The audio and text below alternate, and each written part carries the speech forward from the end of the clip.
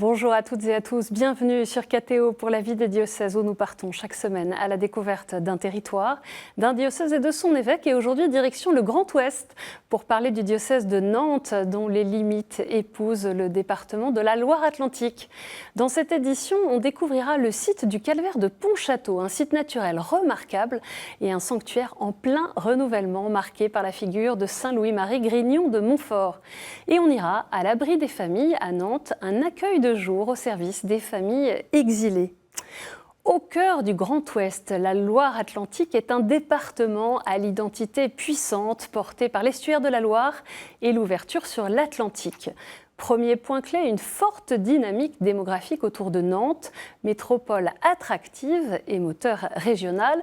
Deuxième atout du département, un territoire contrasté entre littoral touristique, marais, vignobles et campagnes agricoles. La Loire-Atlantique s'impose comme un pôle économique majeur grâce à son port, son industrie portée par les secteurs agroalimentaires et aéronautiques, ses filières maritimes et son innovation dans la transition énergétique et le numérique particulièrement. Et pour parler du diocèse de Nantes, je reçois son évêque, Monseigneur Laurent Perceroux. Bonjour Monseigneur. Bonjour à vous. Bienvenue sur le plateau de la vie des diocèses. Je viens de faire une présentation assez rapide de la Loire-Atlantique en général. Comment est-ce que vous pourriez nous présenter l'Église catholique sur ce territoire ?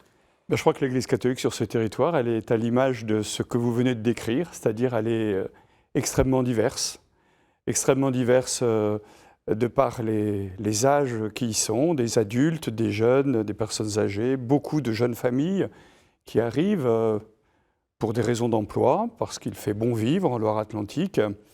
Et puis, vous avez évoqué la diversité de ces paysages, de ces réalités économiques. Eh bien, voilà, en Loire-Atlantique, on a aussi cette église bigarrée, très marquée, qui a été très marquée par les mouvements d'action catholique, avec le mouvement ouvrier qui avait été très présent et qui l'est encore sur Saint-Nazaire, sur certains quartiers de Nantes.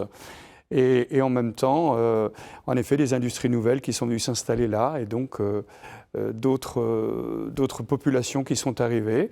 Et donc c'est un département très dynamique, très vivant, et donc une église très vivante, très dynamique. Et c'est un vrai bonheur de servir cette église, même si il faut avoir une bonne santé, parce que les projets ne manquent pas. Quelques dates pour mieux connaître votre parcours, Monseigneur Laurent Perceroux, au début de cette émission. Vous êtes donc évêque de Nantes depuis 2020, né en 1961 à Dreux, en Eure-et-Loire. Vous avez été ordonné prêtre en 1992 pour le diocèse de Chartres. Alors, parmi toutes vos missions, j'en mentionne une, responsable du service diocésain des vocations de 1995 à 2007, et puis bien sûr évêque de Moulins en 2013. Vous êtes donc resté à peu près 7 ans. Votre devise épiscopale, elle vient de l'évangile de Jean au chapitre 17, « Afin que tous soient un ». Je voudrais commencer cette émission en revenant sur la cathédrale de Nantes qui a rouvert ses portes en septembre dernier après 5 années de travaux suite à l'incendie criminel qu'il avait endommagé en 2020. Une cathédrale donc qui n'était pas ouverte quand vous avez été installé évêque de Nantes. Comment se passe cette découverte, cette redécouverte de l'église mère du diocèse ? C'est une joie pour l'évêque de Nantes de redécouvrir la cathédrale. Moi, quand je suis arrivé, elle était fermée. Je l'ai découverte, je l'ai ensuite visitée dans ses divers stades, d'abord de nettoyage, puis de restauration. Il y a eu d'énormes travaux qu'on ne voyait pas de l'extérieur, puisqu'extérieurement, on avait le sentiment que la cathédrale allait plutôt bien. On voit quelques images de la cathédrale rénovée. C'est ce que je suis en train de repérer. Mais de retrouver cette cathédrale vivante. Voilà, parce qu'une cathédrale, c'est d'abord l'assemblée qui s'y rassemble, et cette assemblée, c'est le peuple de Dieu qui est en Loire-Atlantique, c'est son église mère, là où elle se retrouve pour célébrer les grands moments de la vie du diocèse autour de son évêque. Et donc, depuis le mois de septembre, c'est très touchant. On a de nouveau célébré des grands rassemblements diocésains, récemment les confirmations d'adultes, au début de la Semaine Sainte, la messe chrismale, et à la messe chrismale, la cathédrale débordée littéralement de chrétiens rassemblés là, heureux de pouvoir rentrer dans la Semaine Sainte et pouvoir célébrer cette célébration de consécration des huiles et renouvellement des promesses des prêtres. Et là encore, on avait toutes les générations. C'est comme un nouvel élan quand on redécouvre comme ça sa cathédrale. Oui, je crois que c'est un nouvel élan. Et le week-end de la réouverture a été particulièrement émouvant. Et moi, ce que je retiens du week-end, je peux pas, on n'a pas le temps d'en dire davantage, c'est le grand mouvement populaire qu'il y a eu. On avait eu à cœur de préparer ce week-end avec la préfecture, la mairie de Nantes, les services culturels de la ville et le diocèse, bien évidemment. Et il y avait autour de la cathédrale toute une animation extraordinaire, un spectacle assez féerique, aérien d'artistes, de funambules, racontant la restauration de la cathédrale à plus de 30 mètres de hauteur, perchée sur des grues immenses. Il y a eu les discours officiels avec les gens qui étaient là, la cathédrale ouverte. Et ça a été un grand moment populaire, c'est-à-dire que la population s'est retrouvée dans sa cathédrale, même si elle ne partage pas la foi des chrétiens. C'est un édifice emblématique, porteur de la vie de Nantes, de la Loire-Atlantique, qui raconte son histoire. Et ça, moi, ça me touche beaucoup parce que je suis très sensible. Je le dis souvent, l'Église catholique, ce n'est pas une espèce de bulle. C'est vraiment une communauté partie prenante de la vie des hommes et des femmes de ce temps. Et c'était vraiment ce que nous avons vécu. Partons maintenant à la découverte du calvaire de Pontchâteau. Tout commence au XVIIIe siècle quand Saint Louis-Marie Grignion de Montfort, en mission dans la région, décide d'ériger un calvaire monumental au sud de la forêt de la Madeleine, aidé par des milliers de bénévoles. Détruit sur ordre de Louis XIV, ce projet voit finalement le jour au XIXe siècle et est complété au fil du temps par des statues et des bâtiments retraçant la vie du Christ, mais aussi de la Vierge Marie qui occupe une place centrale dans la spiritualité montfortaine. Petite Terre Sainte, en Bretagne, ce sanctuaire diocésain situé sur l'axe routier reliant Nantes à Brest attire chaque année pèlerins et curieux. Un reportage d'Ophélie Marien. Le calvaire de Pontchâteau se dresse sur une butte à une cinquantaine de kilomètres de Nantes depuis plus de 2 siècles. Donc c'est ici que commence le chemin de croix au Praetorium au Scala Santa. C'était le palais de Pilate. Le père Santino Brambilla, recteur du lieu depuis 2018, nous fait découvrir ce chemin de croix grandeur nature. Ici, c'est la Véronique. Généralement, quand on arrive à ces dernières stations, on prend aussi des temps de silence en invitant les gens à regarder les visages. Il exprime ceux qui ont vécu dans ce moment de la passion et de la mort du Seigneur. Et donc, c'est vraiment pour les gens aussi un moment d'intériorisation de ces sentiments et de participer un peu à ce chemin dans lequel Jésus a donné sa vie par amour pour nous. En plus des 14 stations du chemin de croix, le parc entourant le calvaire permet de traverser toute la vie de Jésus. De la grotte de la Nativité au tombeau vide, en passant par le Cénacle ou le temple de Jérusalem, pas moins d'une quinzaine de bâtiments et de statues évoquent différents épisodes de la vie du Christ. Ceux qui veulent connaître un peu la vie de Jésus, s'ils passent sur le parc, ils ont tous les monuments qui représentent tous les événements les plus importants de la vie de Jésus. Donc c'est vraiment une terre sainte en Bretagne. Voulu par Saint Louis-Marie Grignion de Montfort au XVIIIe siècle, ce calvaire n'a pu être achevé qu'en 1821. Gardienne de cet héritage, sur place, 3 communautés de spiritualité montfortaine sont présentes. 4 missionnaires montfortins, 2 frères de Saint-Gabriel et 6 filles de la sagesse, qui se retrouvent chaque matin pour les laudes puis la messe. Sœur Virginie, venue d'Haïti, s'occupe particulièrement de l'accueil des visiteurs. Je réponds aux messages des pèlerins, je les accueille et puis je les accompagne aux besoins. Et nous, famille montfortaine, quand on dit on accueille à la Montfort, cela veut dire qu'il n'y a pas de protocole, c'est très simple. Oui. Cet écrin de verdure attire, notamment pendant le carême, mais aussi tout au long de l'année. Ce midi, le père Santino croise par exemple un groupe venu de Maine-et-Loire. On a fait une rando sur Pontchâteau et ici parce qu'on veut prendre le temps de découvrir ici. Parce que c'est quand même un lieu mythique, c'est un lieu qui a de l'histoire. C'est un endroit paisible avec beaucoup de verdure. Ça permet de réfléchir, faire le point, pourquoi pas, sur sa vie. Impossible de faire vivre ce lieu et entretenir 14 hectares de terrain sans l'aide précieuse de bénévoles, une centaine en tout. Depuis 7 ans, Monique fait partie de l'équipe chargée du ménage. J'ai eu beaucoup de grâce accordée par la Sainte Vierge. Et bon, c'est pour la remercier. Dans les années à venir, le diocèse souhaite faire du calvaire de Pontchâteau un pôle rayonnant d'évangélisation. pour toujours mieux accueillir les visiteurs de passage. Alors, il est assez étonnant ce site du calvaire de Pontchâteau, peut-être pas encore si connu que ça. Quel est votre projet pour Pontchâteau ? Alors on a parlé à la fin du reportage d'en faire un pôle rayonnant d'évangélisation. Moi je suis arrivé, donc ça va faire bientôt 6 ans en Loire-Atlantique. Et le premier lieu du diocèse que j'ai visité, c'est le calvaire de Pontchâteau. Je n'en avais jamais entendu parler. J'ai été accueilli par les communautés montfortaines, là qu'on a vu dans le reportage. Et j'ai tout de suite été saisi par ce lieu parce que c'est un lieu de piété populaire. C'est un lieu qui, par lui-même, parle des mystères de la vie du Christ et du projet de Dieu pour l'humanité en Jésus. On l'a vu, et puis en plus c'est une histoire extraordinaire. 1709, Louis-Marie qui veut ériger ce calvaire, qui mobilise tous les paysans pour, pendant une année, construire ce calvaire. La veille de l'inauguration du calvaire, il reçoit l'ordre de tout détruire. La destruction. Et... Louis XIV qui exige la destruction du calvaire pour une basse histoire de jalousie et de revanche d'un seigneur local qui en voulait à Louis-Marie Grignon de Montfort. Il aura fallu attendre, comme on l'a dit, 1821 pour que la colline soit réédifiée. Et puis, ça n'a pas été dit dans le reportage, de 1821 jusqu'aux années 40, 1940, le calvaire va vraiment prendre son ampleur pour déployer justement son message, c'est-à-dire que celui qui va à Pontchâteau, à travers le chemin de croix, mais pas seulement, est vraiment en contact avec l'histoire du salut et découvre la bonne nouvelle de l'Évangile, telle que Louis-Marie souhaitait que cela puisse se faire. Et cette rencontre du Christ, elle se fait par tous les sens, elle se fait par la marche, elle se fait par les yeux, elle se fait par l'intelligence, et tout contribue à être au contact de la foi des chrétiens. Et puis, je compléterai qu'en disant que c'est aussi un lieu où on veut faire rayonner la miséricorde du Seigneur. Louis-Marie, c'est d'abord celui qui a voulu évangéliser les campagnes et qui s'est fait proche des pauvres.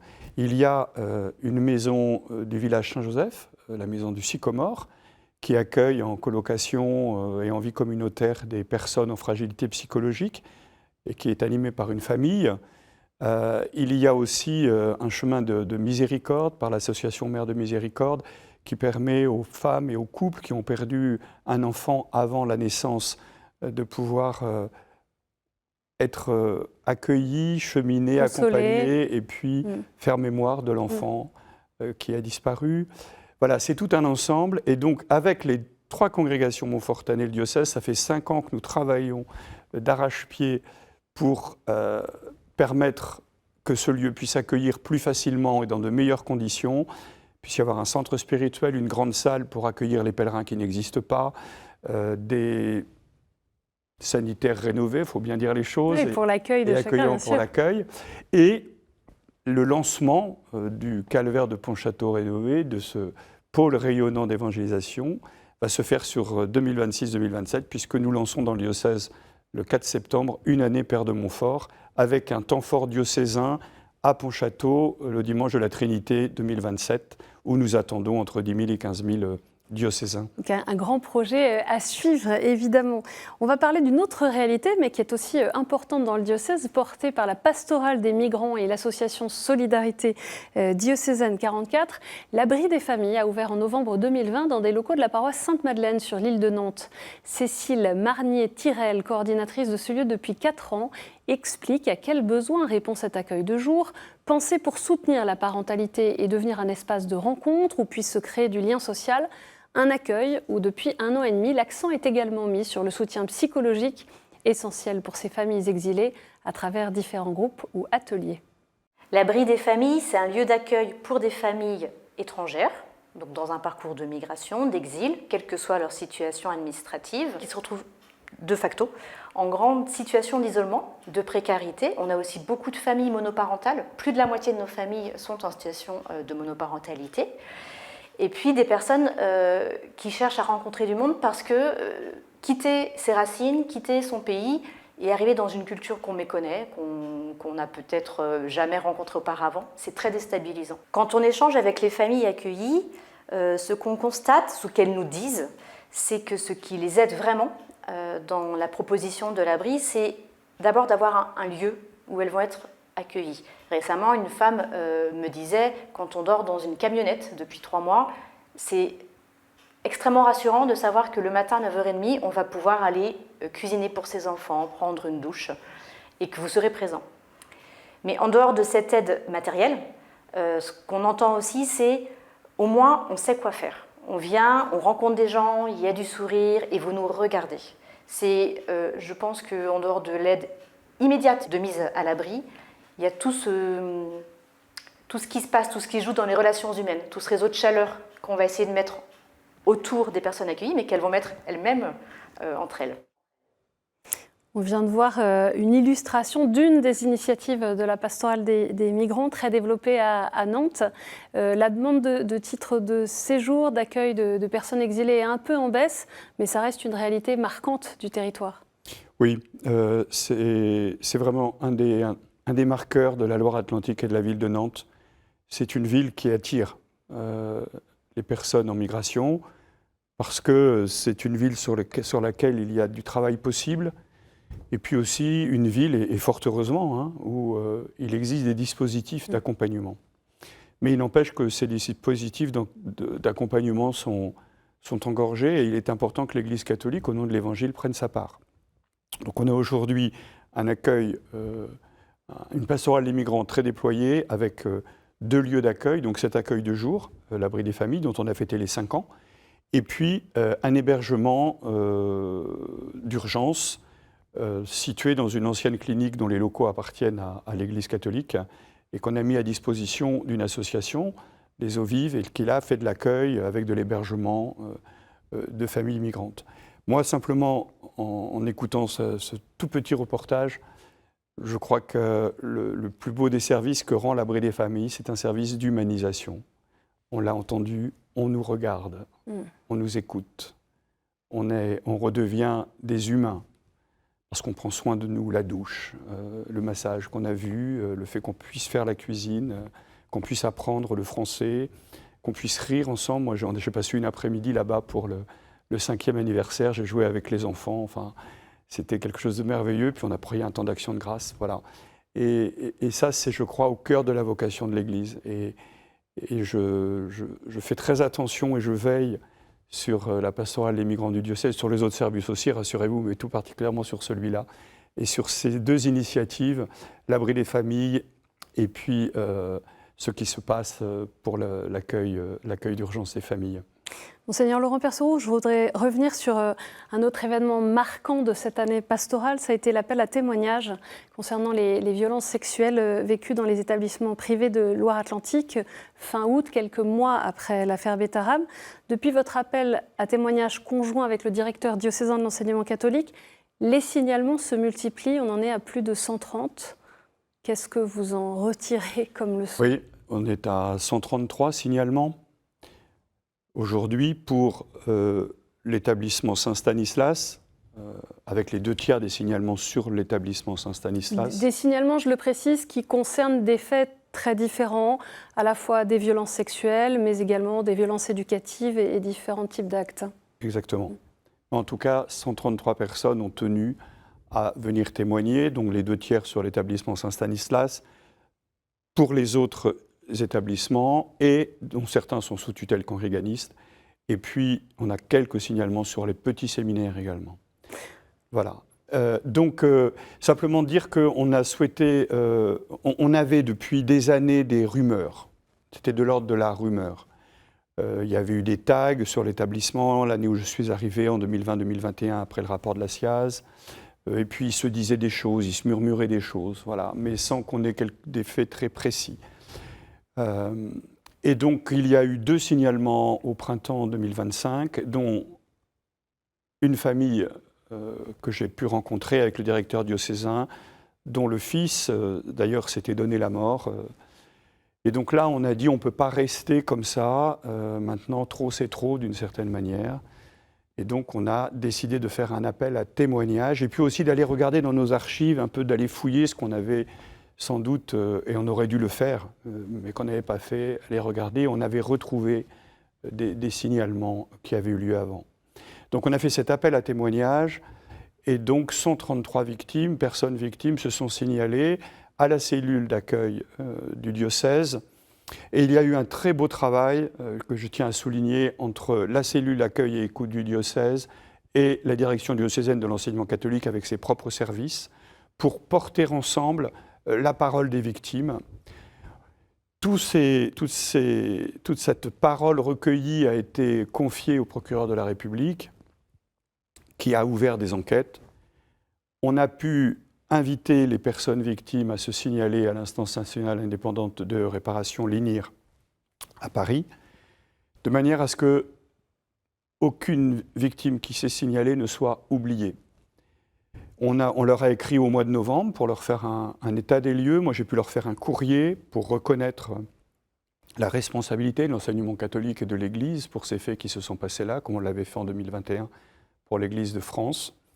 Et puis, nous allons, le 27 juin, apposer une plaque en mémoire des victimes.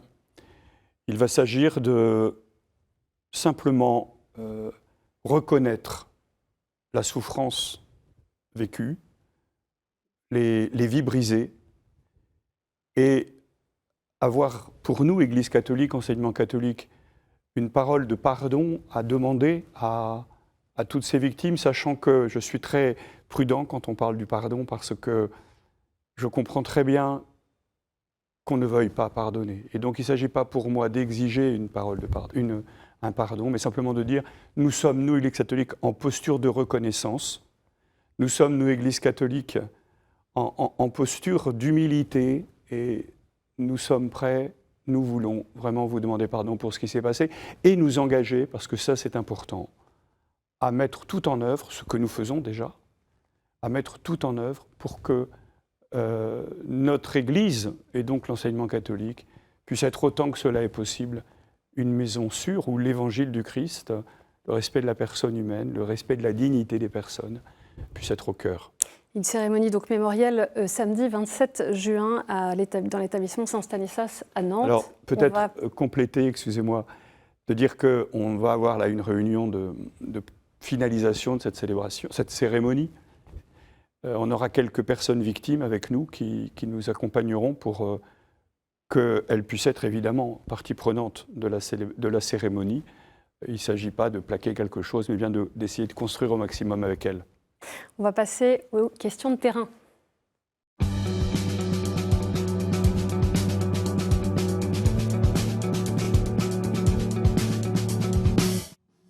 Une question de Charlotte, qui est étudiante en école de commerce à Nantes et qui fréquente la paroisse Notre-Dame de Nantes. Bonjour Monseigneur, comment est-ce que vous accompagnez les personnes qui discernent leur vocation dans le diocèse? Voilà, donc j'ai peu de temps pour répondre. En tout cas, on a un service des vocations qui est vraiment en état de marche et très à l'écoute des jeunes. Il y a 2 parcours qui existent. Un parcours pour les jeunes filles, un parcours pour les garçons, qui sont 2 parcours qui est d'abord là pour les aider à discerner l'appel du Seigneur. On sent que le Seigneur nous appelle à lui donner notre vie, on ne sait pas trop comment s'orienter, comment prendre le temps de discerner, de nous mettre en face de l'appel du Seigneur. Donc ça, il y a 2 parcours qui sont étalés sur une année par week-end. Et puis il y a un 2e niveau pour les jeunes qui sont à un stade beaucoup plus avancé et qui pensent vraiment à entrer dans la vie religieuse ou dans le sacerdoce, et où là, ils ont un accompagnement personnalisé et également des temps de réflexion en équipe. Et on va aussi écouter la question d'Alban de la paroisse des Saints-Évêques de Nantes. Bonjour Monseigneur, je suis très émue de vous poser une question car samedi 30 mai, vous avez confirmé mon fils en la cathédrale Saint-Pierre et je voulais savoir si en tant qu'évêque, pour vous, c'était une émotion particulière de donner la confirmation à tous ces jeunes. Eh bien oui, on a cette chance à Nantes d'avoir d'abord, comme dans beaucoup d'autres diocèses, une forte augmentation des demandes de baptême et de confirmation d'adultes et de jeunes. Et moi, je suis toujours très ému parce que à chaque fois que je confirme, je me dis mais mon Église, l'Église qu'on m'a confiée, elle est vivante. L'Esprit Saint, il travaille les cœurs et il fait que des jeunes et des adultes sont capables de se mettre en route à la suite du Christ. Et c'est pour moi vraiment un des signes clés excusez-moi, mais de l'existence de Dieu et de son action au cœur de son Église. L'Église, elle a bien des travers, elle a bien des torts, elle a bien des fragilités, mais nous vivons tous ces dimanches de Pâques et tous ces dimanches qui suivent la Pentecôte, de ces moments qui manifestent une Église vivante et dynamique, et moi ça me réjouit. Et merci pour votre question. Merci beaucoup, Monseigneur Laurent Percerot, d'être venu sur le plateau de la vie des diocèses. Pour en savoir plus sur le diocèse de Nantes, les nombreuses initiatives et événements, rendez-vous sur le site internet diocèse44.fr. Cette émission est bien sûr à revoir sur kto-tv.com et à réécouter sur les plateformes de podcast et sur l'application KTO Radio. Merci pour votre fidélité et rendez-vous la semaine prochaine.